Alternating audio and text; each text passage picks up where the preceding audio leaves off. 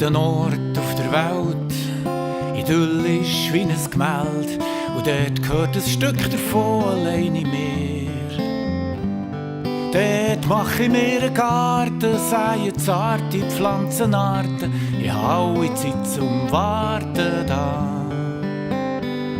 Und der Wind in den Bäumen singt ein Lied von meinen Träumen, und die Quelle sprudelt da so frisch sie mag. An diesem Ort finde ich Ruhe und tue ich die Augen zu, sehe ich da vor mir ein liebliches Bild von dir.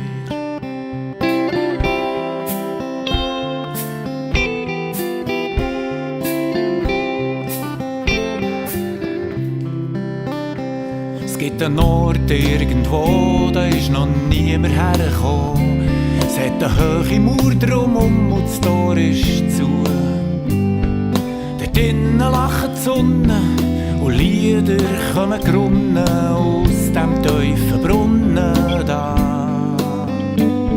Und sie tönen immer wilder und chatten alle Bilder von Zeiten, die ich längst vergessen habe. An den Ort, wo ich hin, wenn ich unverstanden bin, und wenn ich dort bin, denke ich gleich nur an dich.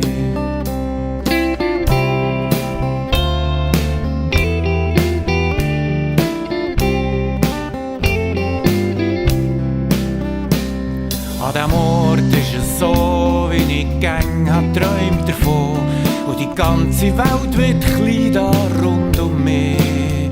All die Last von diesen Jahren lass ich los, ich lasse fahren, bin mit dir und mir im Klaren da.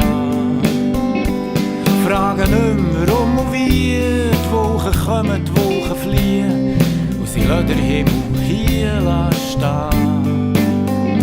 Komm doch mit, komm dorthin, wo meine Träume daheim sind. Und wenn du ganz sorgsam bist, hat's da auch Platz für dich.